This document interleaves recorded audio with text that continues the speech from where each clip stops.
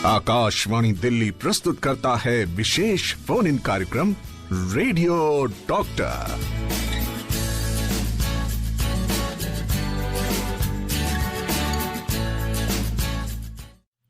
स्नेह, प्रेम, करुणा का सागर, शक्ति और ममता का गागर कौन है? नारी है, स्त्री है, महिला है। अंतर्राष्ट्रीय महिला दिवस हम प्रत्येक वर्ष मनाते हैं, वो भी 8 मार्च को, और आज 1 मार्च यानी महिला सप्ताह शुरू हो गया। हमने सोचा रेडियो डॉक्टर में बिल्कुल महिलाओं को कुछ ना कुछ लेकर के तो बनता है।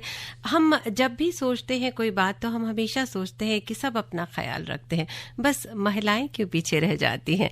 आपका विशेष ख्याल रखेंगे। प्रोग्राम है रेडियो डॉक्टर और मैं आपके साथ प्रीति, और हमारे साथ भी महिला डॉक्टर अंजलि कुमार। डॉक्टर साहब, आपका बहुत बहुत स्वागत है रेनबो के स्टूडियो में।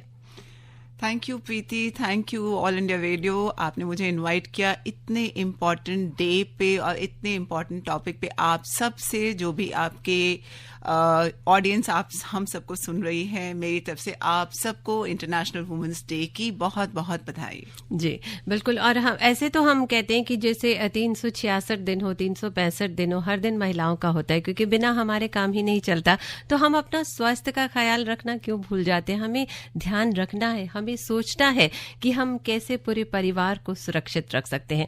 तो कहते हैं आपका स्वास्थ्य जिम्मेदारी आपकी, लेकिन सलाह हमारी। रेडियो डॉक्टर के माध्यम से हम आपके साथ रहेंगे। डॉक्टर अंजलि हमारे साथ है, और आज का जो विषय हमने चुना है ये मैं आपको जरूर बताना चाहूंगी कि आज से लेके 8 तारीख तक ये विशेष फोकस रहेगा हमारा बस महिलाओं पर, और आपको अपना ख्याल रखना है सबके साथ साथ। आज का जो विषय है डॉक्टर अंजलि, हमने चुना है फैमिली प्लानिंग और कॉन्ट्रासेप्टिव्स। जब हम फैमिली प्लानिंग की बात करते हैं तो हमें कुछ ना कुछ ख्याल रखना जरूरी है, तभी हम प्लानिंग कर सकते हैं और आगे बढ़ सकते हैं। और डॉक्टर साहब का तो 33 इयर्स का एक्सपीरियंस है और उनका अनुभव आज हम यहाँ साझा करेंगे।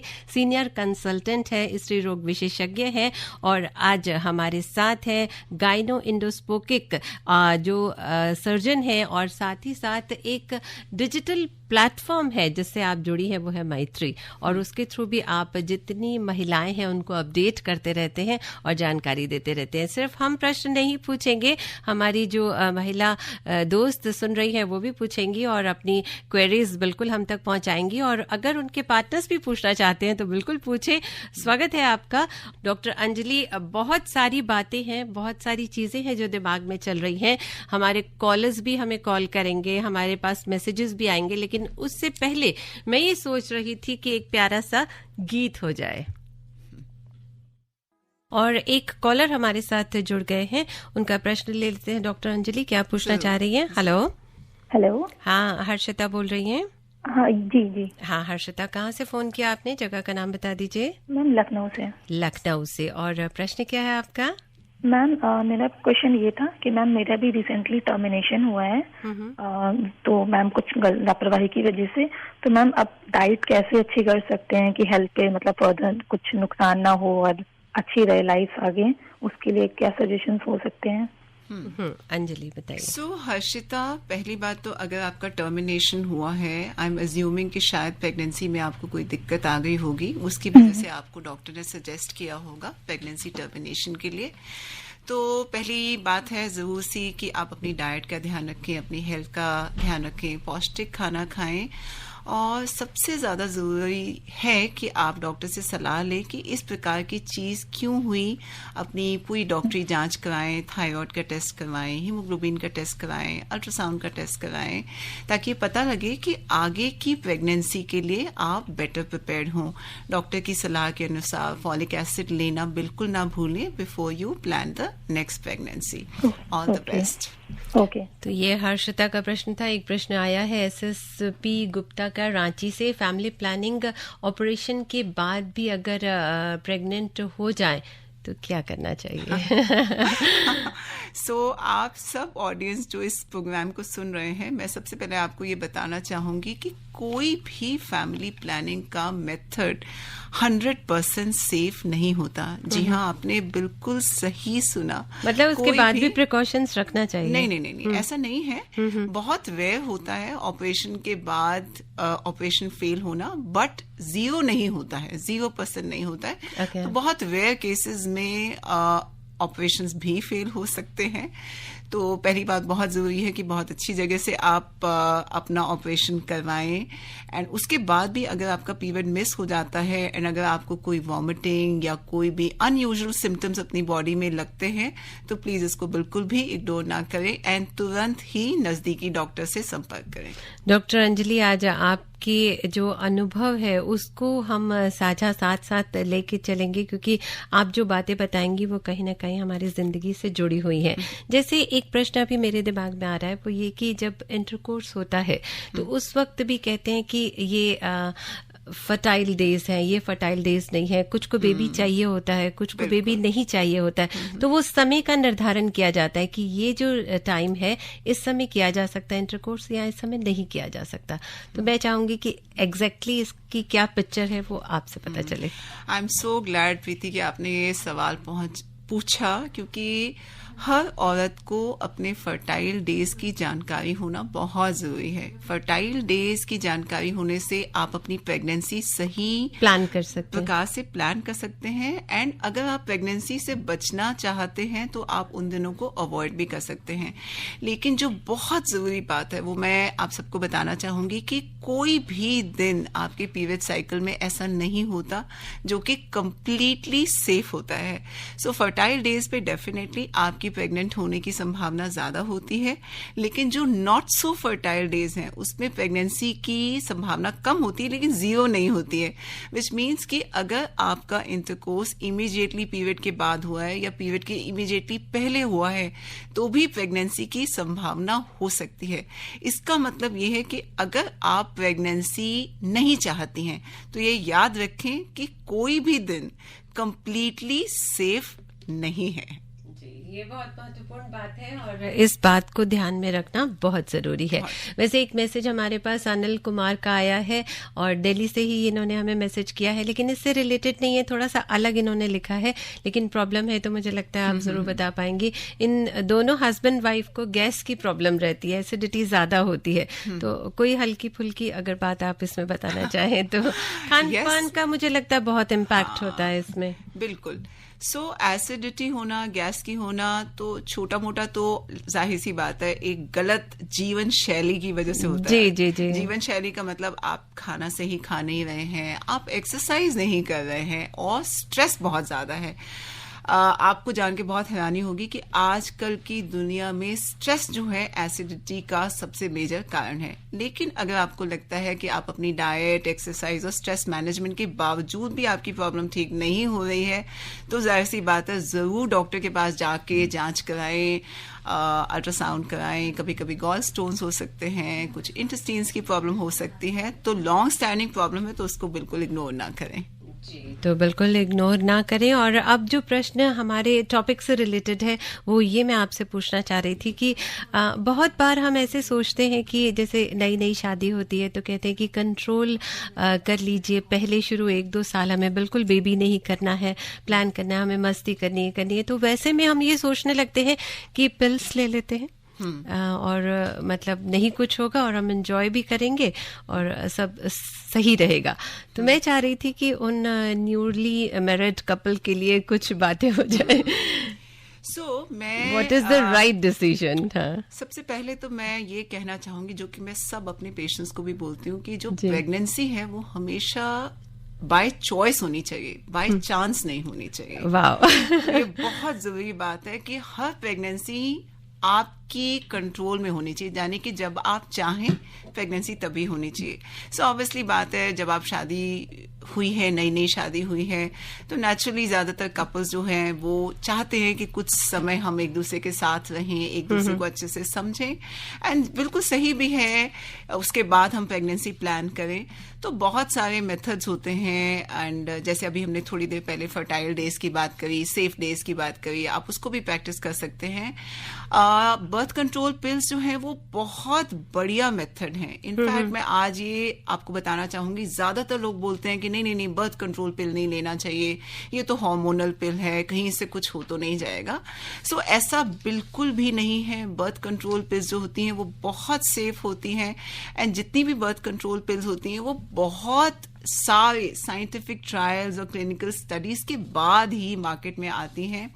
एंड ये सबसे ज्यादा इंपॉर्टेंट बात है कि आप जब भी बर्थ कंट्रोल पिल अगर लेने का निर्णय करती हैं तो सबसे पहले अपने डॉक्टर से सलाह लें। आपके डॉक्टर आपकी हिस्ट्री के अनुसार आपको बताएंगे कि आपके लिए कौन सी पिल सही है, क्योंकि कुछ कुछ कंडीशंस होती हैं जहां पे हम पिल्स प्रेफर नहीं करते या कोई particular type of pill he prefer करते हैं। बहुत ज्यादा इंपॉर्टेंट बात है, don't buy a pill just because आपकी फ्रेंड ने बोला कि मैं ये पिल ले रही हूं, या आपके केमिस्ट ने बोला कि नहीं नहीं ये पिल बहुत अच्छी है तो आप ये पिल ले लीजिए। तो जरूर आप अपने डॉक्टर से मिलिए, उनके साथ अपनी हिस्ट्री शेयर कीजिए, फिर जो डॉक्टर आपके लिए बताएंगे कि आपके लिए कौन सी पिल सही है उसको लेना है। और एक और बात बहुत इंपॉर्टेंट होती है कि पिल्स जो होती हैं वो एक पर्टिकुलर मेथड के अनुसार लेनी होती है, उसको लेने का एक प्रॉपर तरीका होता है। ज्यादातर पिल्स के जो पैकेट होते हैं उसमें या तो 21 डेज पिल होती हैं या 28 डेज पिल होती हैं। So pills need to be taken continuously, not just on the days when you have an intercourse, which means ऐसा नहीं कि जब एक इंटरकोर्स हुआ तो एक टैबलेट खा ली। हाँ, ये भी सोच आती है कि हाँ, अरे ये हो गया तो है। प्रिकॉशन नहीं लिया तो एक टैबलेट ले लेते हैं। सो ये आप सबको, ऑडियंस को समझना जरूरी है कि एक कॉन्ट्रासेप्टिव पिल और एक इमरजेंसी कॉन्ट्रासेप्टिव पिल और तीसरा एक अबॉर्शन पिल, ये तीनों टाइप की पिल्स बिल्कुल अलग अलग होती हैं। सो कॉन्ट्रासेप्टिव पिल्स मतलब होती हैं कि आप रेगुलरली उसको ले रहे हैं to avoid a pregnancy. Emergency contraceptive pill का मतलब ये हुआ कि आपने कोई कॉन्ट्रासेप्शन नहीं यूज किया है एंड सडनली आपका कोई अनप्रोटेक्टेड सेक्स हुआ है, अब आपको चिंता है कि कहीं मैं प्रेग्नेंट तो नहीं हो जाऊंगी, तो उसके लिए एक इमरजेंसी कॉन्ट्रासेप्टिव पिल होती है। तीसरा, अगर आप प्रेग्नेंट हो ही गए हैं तो अब क्या किया जाए, उसके लिए अबॉर्शन पिल्स होती हैं। सो ये तीनों चीजें बिल्कुल ही अलग होती हैं। तो बहुत जरूरी है कि पहले अपने आप में इस चीज की जानकारी रखिए एंड जहां जहां जरूरी हो आप डॉक्टर से सलाह लेने में बिल्कुल भी ना झिझकें। जी, तो डॉक्टर अंजलि ने कहा कि बिना डॉक्टर से संपर्क किए हुए सेल्फ मेडिकेशन ना करें। ये छोटी मोटी बात नहीं होती है, ये आपकी हेल्थ को देखते हुए बताया जाता है कि आपके लिए क्या सूट करता है क्या नहीं करता है। तो डॉक्टर अंजलि हमारे साथ रहेंगी, रेडियो डॉक्टर प्रोग्राम है और आप डॉक्टर अंजलि छोटा सा ब्रेक लेते हैं, लौट कर आते हैं और आपसे और भी बहुत कुछ जानकारी हमें लेनी है आज। डॉक्टर अंजलि, एक कॉलर हमारे साथ है, उनकी बात सुन लेते हैं। हेलो डॉक्टर अंजलि जी, नमस्कार। नमस्कार जी। मैम आपको भी नमस्कार। नमस्कार जी, अपना नाम बता दीजिए। मैं राजेश खन्ना, हैप्पी ईश्वर कॉलोनी, जलंधर, पंजाब से। हाँ जी राजेश जी, बताइए क्या पूछना चाह रहे हैं डॉक्टर साहब से। मेरा सवाल है कि मेरा एक दोस्त है, उसकी शादी को हुए तकरीबन 5 साल हो गए हैं जी। तो स्टार्टिंग में तो उसके वाइफ के बच्चा ठहर गया था, मिसकैरेज हो गया था। तो अब इस 4 सालों में अब कोई उनका संभावना नजर नहीं आ रही, तो वो बड़ा परेशान है दोस्त। तो मैंने उसको हौसला दिया कि परेशान मत हो, डॉक्टर प्रोग्राम आता है रेडियो डॉक्टर, वहां से पता करके बताएंगे, है ना। हाँ, मैं वो फोन लगाता नहीं है, तो मैं चाहता हूँ कि मैं उसके समस्या का, मेरा बचपन का दोस्त है, मैं उसकी समस्या का समाधान करूं। जी, दैट्स वंडरफुल कि आप दोस्तों के लिए बारे में सोच रहे हैं, ये बहुत अच्छी बात है। डॉक्टर अंजलि बताइए। देखिए, इस चीज का आंसर इतना आसान नहीं है कि मैं आपको ये बोलूं कि नहीं जी आप ये दवाई खा लीजिए और आपके दोस्त जो हैं प्रेगनेंसी हो जाएगा। तो अगर 4 साल हो गए हैं प्रेगनेंसी को ट्राई करते हुए और प्रेगनेंसी नहीं हो रही है तो बहुत ज़रूरी है कि एक प्रॉपर डॉक्टरी जांच कराई जाए और दोनों की जांच कराई जाए, हस्बैंड की भी वाइफ की भी। हस्बैंड में भी प्रॉब्लम हो सकती है, वाइफ में भी प्रॉब्लम हो सकती है, कभी कभी दोनों जगह प्रॉब्लम निकल सकती है। तो प्रॉपर टेस्ट होते हैं जिसके अंदर अल्ट्रासाउंड किया जाता है, ब्लड टेस्ट किए जाते हैं, सीमेन टेस्ट किया जाता है। उसके बाद एक डॉक्टरी हम लोग ओपिनियन बनाते हैं कि अब इस पेशेंट को आगे किस प्रकार की ट्रीटमेंट की जरूरत है। सो अगर आपको कोई ऐसा मैजिक क्योर बोलता है कि नहीं जी आप ये टैबलेट खा लीजिए और प्रेग्नेंट हो जाएंगे, तो ये बिल्कुल गलत है। प्रॉपर डॉक्टरी जांच कराना बहुत जरूरी है। बहुत सही कहा आपने डॉक्टर। और मैं ये सोच रही थी कि हर बार आपको हमेशा ध्यान रखना बहुत जरूरी है अपना, और हम महिलाओं की बात कर रहे हैं आज, फैमिली प्लानिंग की बात कर रहे हैं, कॉन्ट्रासेप्टिव की बात कर रहे हैं। और अब जो प्रश्न मेरे पास है डॉक्टर अंजलि वो है, मैम मैं इंटरकोर्स करते समय बहुत जल्दी मुझे डिस्चार्ज हो जाता है और मुझे लगता है कि इसकी वजह मेरा दूसरा बेबी नहीं हो पा रहा है, जबकि मेरा एक बेटा है, कृपया सोल्यूशन बताइए। अंकित गाजियाबाद से लिख रहे हैं। ये रीजन हो सकता है? मेरे ख्याल से तो नहीं। इसको प्रीमेच्योर इजैक्यूलेशन बोलते हैं। Premature ejaculation is never the reason of infertility. देखिए, एज अ डॉक्टर हमारा कहना बस ये है कि स्पर्म अंदर जाना चाहिए। अगर थोड़ा जल्दी गया, लेट गया, उससे फर्क नहीं पड़ता है। तो प्रेगनेंसी ना होने का कारण प्रीमेच्योर इजैक्यूलेशन यूजुअली नहीं होता है। अपना सीमन एनालिसिस कराएं, अपनी डायबिटीज की जांच जरूर करवाएं, एक यूरोलॉजिस्ट से जांच कराएं कि आपकी समस्या का क्या कारण है, और फिर आपको सही उसका समाधान भी मिलेगा। लेकिन इसकी वजह से प्रेगनेंसी नहीं हो रही, यूजुअली ऐसा नहीं होता है। डॉक्टर साहब, एक प्रश्न और आया है, हम चाहेंगे थोड़ा सा कम समय में इसका जवाब दीजिए क्योंकि हमारा एक छोटा सा ब्रेक का टाइम हो रहा है। मैम नमस्कार, मेरी वाइफ की उम्र 25 इयर्स है और इंटरकोर्स करने के बाद उन्हें चक्कर आने लगता है और बहुत गुस्सा भी आता है, प्लीज कोई उपाय बताइए। शांतनु गुप्ता बिहार से जानना चाह रहे हैं। शांतनु, इसका तो कोई भी कारण नहीं हो सकता। आई थिंक आप दोनों को अपने अंदर एक प्रॉपर ट्यूनिंग, कंपैटिबिलिटी थोड़ी सी कहीं मिस हो रही है ना? हाँ जी जी।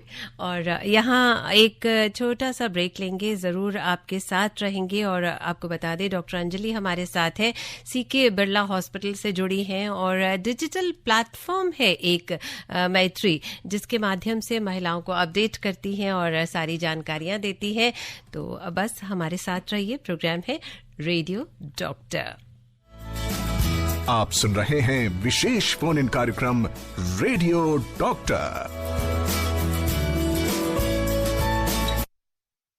Yes, we are back, radio doctor. और डॉक्टर हमारे साथ डॉक्टर अंजलि, और आपको बताना चाहेंगे ये जो 8 दिन है, आज से लेकर 8 तारीख तक, जो महिलाओं के लिए बिल्कुल समर्पित दिन है, इनमें हम आपकी अलग अलग विषयों पर बातचीत डॉक्टर से कराएंगे और आप हमें कॉल कर सकते हैं, मैसेज कर सकते हैं। डॉक्टर, एक मैसेज हमारे पास आया, हालांकि थोड़ा सा डिफरेंट है ये, लेकिन अगर आप कुछ इस पे बताना चाहें।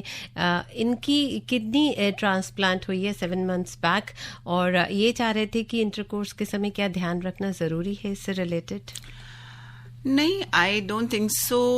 मेल है या फीमेल है? आई थिंक मेल है, नाम नहीं है इसलिए मैं नहीं बता पा रही हूँ। हाँ, सो चाहे अगर किडनी ट्रांसप्लांट अगर मेल का है या फीमेल की भी बात कर रहे हैं, तो यूजुअली इससे कोई भी सेक्सुअल एक्टिविटी पे फर्क नहीं पड़ता है।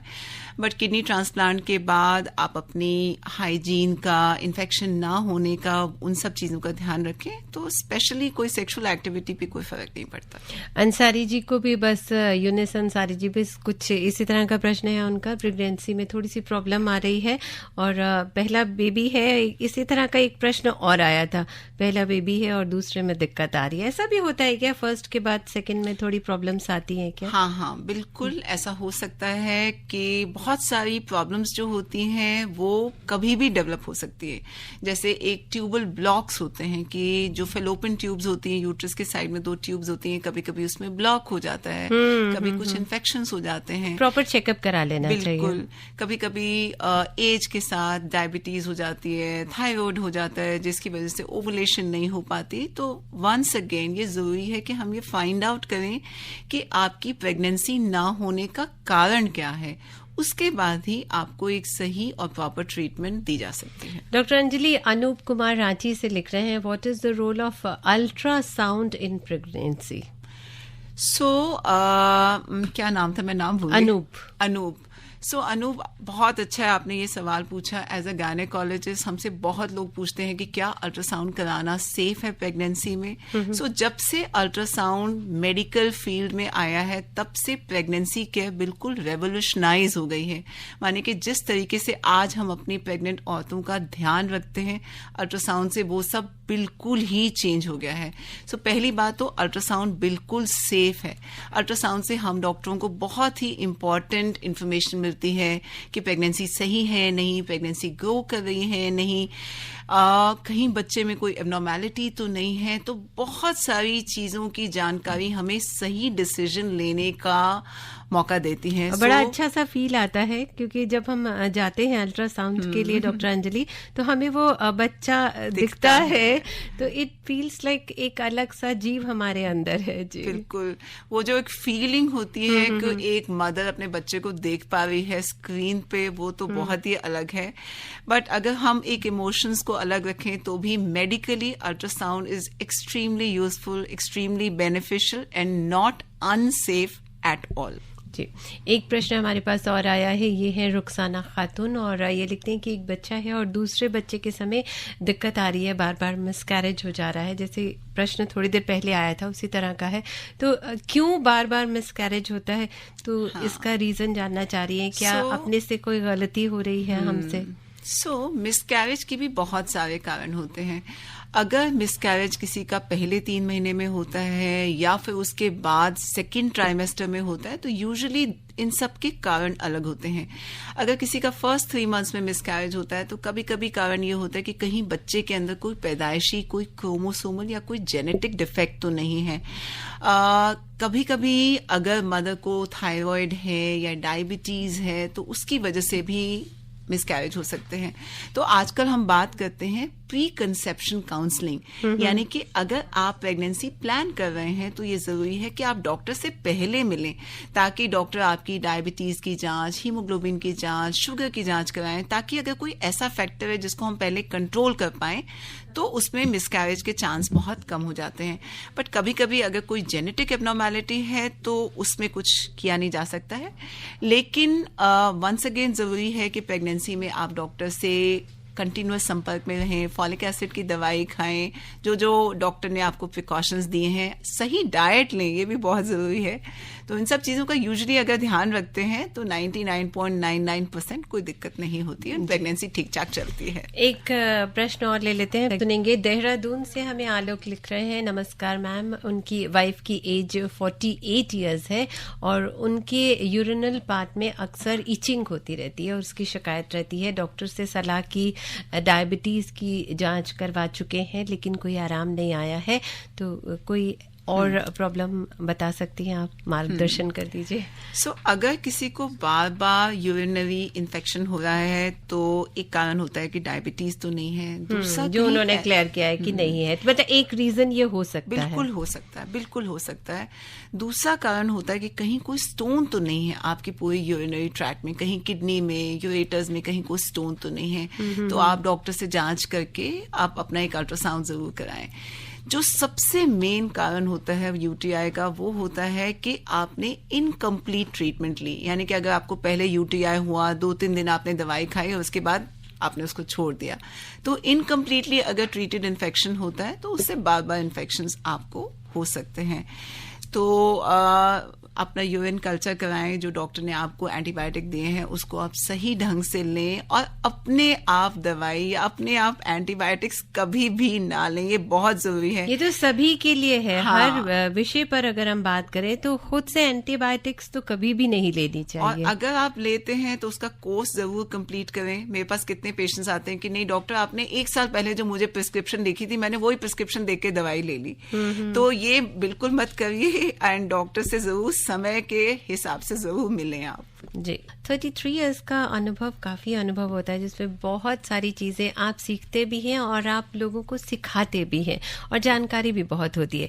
एक अलग सा प्रश्न हमारे पास आया है, मेनोपॉज कब स्टार्ट होता है और क्या सिम्टम्स होते हैं इसके, और क्या पीरियड्स लेट हो जाते हैं या पीरियड्स लेट हो जाए तो कितने दिन के बाद आते हैं, क्या प्रेगनेंसी टेस्ट करवाना चाहिए? वैसे में बहुत सारी चीजें दिमाग में चलती हैं और ये हमें तृप्ता ने पूछा है दिल्ली से। ओके, सो हेलो तृप्ता, मेनोपॉज का समय वो होता है कि जब किसी भी औरत के पीरियड्स बंद हो जाते हैं। अगर 12 महीने तक आपको पीरियड नहीं आया, यानी कि 1 साल तक कंसेक्यूटिवली पीरियड नहीं आया, तो हम उसे बोलते हैं कि आपको मेनोपॉज हो गया।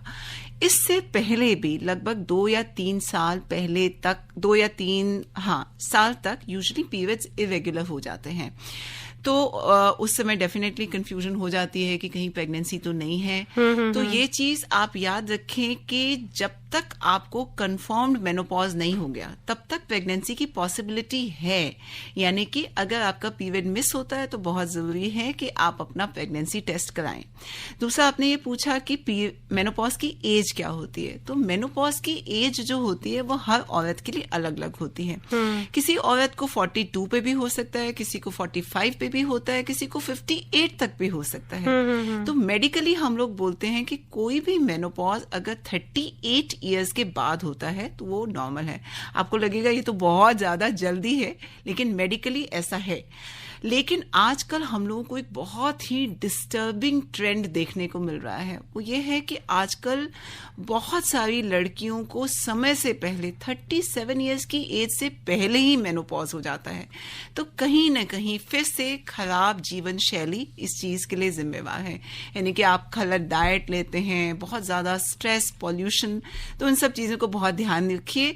लेकिन जो भगवान ने आपके लिए डेट डिसाइड करके रखी है मेनोपॉज की, तो यूजुअली उसी के हिसाब से ही मेनोपॉज होता है। एक जो प्रश्न मेरे दिमाग में आ रहा है डॉक्टर, वो ये आ रहा है कि हमने बर्थ कंट्रोल पिल्स की बात की थी, लेकिन इसके बाद अगर नेक्स्ट स्टेप हम ले, थोड़ा सा अलग हटके सोचे फैमिली प्लानिंग पर, तो हम सोचते हैं कि हमें कॉपर लगवा लेनी चाहिए, IUD के बारे में सोचते हैं, तो उसकी वैलिडिटी क्या होती है, या कुछ सोचते हैं कि लगा लिया है इससे नुकसान तो नहीं हो रहा है। तो बहुत सारी चीजें दिमाग में चलती रहती हैं। तो मैं चाहूंगी कि इस पे थोड़ा क्लैरिफिकेशन बिल्कुल बनता है, क्योंकि ये अच्छा सेफ तरीका है, लेकिन सही जानकारी के अभाव में कभी कभी गलतियां हो जाती हैं। जी।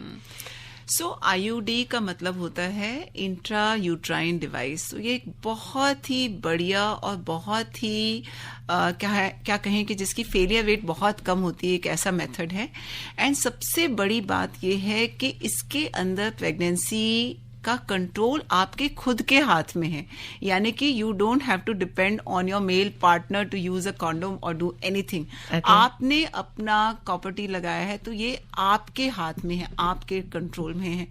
एंड एक और चीज होती है कि लॉन्ग टर्म मेथड होता है। आजकल ज्यादातर कॉपर टीज जो होती हैं वो 5 साल तक तो काम करती भी हैं। कुछ ऐसी भी IUDs हैं जो कि 10 साल तक भी काम करती हैं।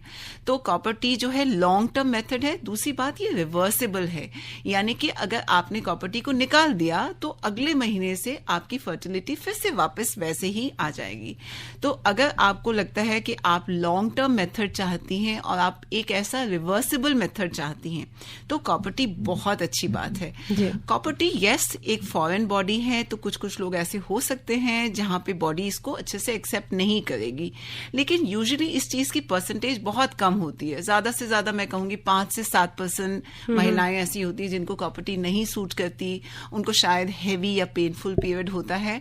तो उसके बारे में आप डॉक्टर से डिस्कस कर सकते हैं। और आजकल हमारे पास बहुत सारी हार्मोनल IUDs भी होती हैं, तो जिससे हम पीरियड का पेन और पीरियड का फ्लो भी कंट्रोल कर सकते हैं। इनफैक्ट बहुत सारी hormonal IUDs are actually used as treatment for painful and heavy periods.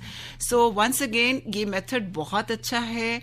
आप अपने डॉक्टर से सलाह करिए कि आपके लिए कौन सी IUD बेस्ट है। क्या बात है, मतलब विस्तार से डॉक्टर अंजलि ने हमें बताया है।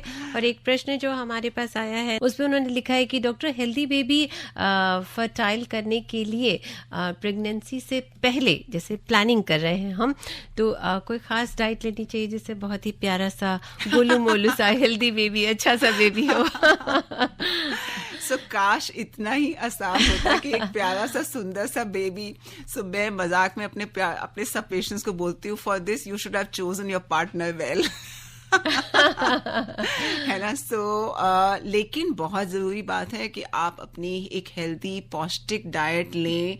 एंड ऑब्वियसली कलर और फीचर्स एंड ये सब चीजें तो किसी के हाथ में नहीं होती हैं, ये सब बिल्कुल जेनेटिक चीजें होती हैं। डॉक्टरी जांच कराएं, जैसे मैंने पहले भी बताया कि कहीं आपको थायराइड तो नहीं है, शुगर तो नहीं है, हीमोग्लोबिन ठीक है, उन सब चीजों को ठीक रखें और डेफिनेटली आपका बच्चा बिल्कुल हेल्दी और स्वस्थ होगा। बिल्कुल। थोड़ा सा मेंटली अगर आप स्ट्रेस फ्री रहेंगे ना 100%। तो इसका भी बहुत इम्पैक्ट पड़ता है, और बहुत सारी चीजें चलती हैं जब आप खुश रहते हैं, मुस्कुराते हैं, उसका भी इम्पैक्ट बेबी पर पड़ता है। और जमुना दिल्ली से लिख रहे हैं कि अगर पीडीएफ होने के टाइम पर सेक्स करते हैं तो प्रेगनेंसी होने के चांसेस हैं। It's capital P capital D capital F। I was unable to understand if you understand. PDF के समय सेक्स करते हैं? हाँ, ऐसा लिखा है इन्होंने। पीडीएफ नहीं होगा, POF अगर है तो पीडीएफ कुछ हो भी नहीं हो सकता सकता। है उनका टाइपिंग में थोड़ा सा वो OD पे आया होगा, बट इट्स विजिबल हियर। सो अगर POF है तो उसका नंबर, उसका मतलब होता है प्रीमेच्योर ओवेरियन फेलियर, तो वो थोड़ी सी रिस्की, थोड़ी सी सीरियस चीज होती है।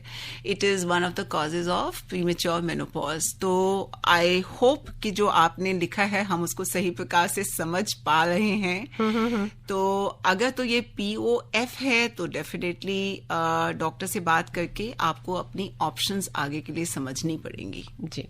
और डॉक्टर एक चीज और आई है, और आपकी वैसे शादी कितनी उम्र में हुई है, कब की थी आपने? क्वेश्चन थोड़ा पर्सनल है। हमारा जमाना बहुत क्या कहे, पुराना तो नहीं कहेंगे। मेरे बच्चे मुझे बहुत मजाक करते हैं कि मम्मा आपने बाल विवाह कर लिया था, बट मेरी शादी 23 साल में हुई थी और मेरा बेटा 25 साल में हो गया था। एंड एक्चुअली मैं इस चीज को बिल्कुल रिग्रेट नहीं करती। I am 56 years of age now. I have a son who is 31। मुझे लगता है कि जब मैंने सोचा कि मुझे प्रेगनेंसी होनी चाहिए, उसी साइकिल में मेरी प्रेगनेंसी हो गई थी। तो ये भी एक आई डोंट नो आपका सवाल किस चीज को हिंट मैं कर रहा आपको था। नहीं, मैं आपको बता दूं। एक्चुअली हमारे पास एक क्वेश्चन आया है, हालांकि इससे रिलेटेड नहीं है, लेकिन फिर भी जो बातचीत शुरू होती है इसकी फैमिली प्लानिंग में मैरिज से होती है, और जो प्रश्न है, hello ma'am what is the right age for marriage, तो हमने कहा कि डॉक्टर ने प्लान किया है कि नहीं वो भी पता कर लेते हैं। जी। So right age of marriage is something when you find the right spouse. ये बहुत important है। किसी के कहने के लिए, किसी फैमिली प्रेशर के लिए आके शादी करना टू अ पर्सन जिसके साथ आप कंपैटिबल नहीं है, वो तो बिग नो नो है। So definitely waiting for the right partner is most important. Definitely age का ध्यान रखना इसलिए जरूरी है क्योंकि हमारी एज के साथ कुछ बायोलॉजिकल चेंजेस हमारी बॉडी में हो जाते हैं, जिससे कि बाद में प्रेगनेंसी में दिक्कत हो सकती है। तो जैसे जैसे उम्र बढ़ती जाती है हमारा ओवेरियन रिजर्व कम हो जाता है, यानी कि हमारे नंबर ऑफ एग्स जो हैं ओवरी में धीरे धीरे कम हो जाते हैं, तो प्रेगनेंसी की पॉसिबिलिटी बिल्कुल कम हो जाती है। तो अगर आपको लगता है कि किसी भी कारणवश, चाहे वो आपका करियर है या आपकी पढ़ाई है या कोई फाइनेंशियल रीजन है जिसकी वजह से आप प्रेगनेंसी प्लान नहीं करना चाहते या शादी अभी डिले कर रहे हैं, it is perfectly all right. मतलब आज के जमाने में हम किसी भी, ये बिल्कुल गलत है हम किसी को कहें नहीं जी आपकी उम्र हो रही है तो शादी कर लीजिए, बिल्कुल भी नहीं। सो आप अपना करियर, अपनी पढ़ाई सबसे पहले प्लान करें, then you wait for the right person and then only you plan to get married and have a baby. लेकिन तब तक आपके बायोलॉजिकल फैक्ट्स क्या हैं उन्हें जरूर जानें। अगर आपको लगता है मेरी शादी लेट हो रही है तो अपना एक टेस्ट कराएं जिसको हम AMH बोलते हैं। इससे हमें पता लगता है कि हमारी ओवरी में कितने एग्स हैं। एंड आजकल तो हमारे पास एग फ्रीजिंग और बहुत सारी चीजें अवेलेबल हैं जिससे आप अपनी ऑप्शंस को सही प्रकार से यूज कर सकते हैं। प्रश्न जो मेरे दिमाग में बहुत देर से चल रहा था, हम हमेशा कहते हैं अपने पार्टनर को, ज्यादातर फीमेल्स कहते हैं यूज कॉन्डम्स।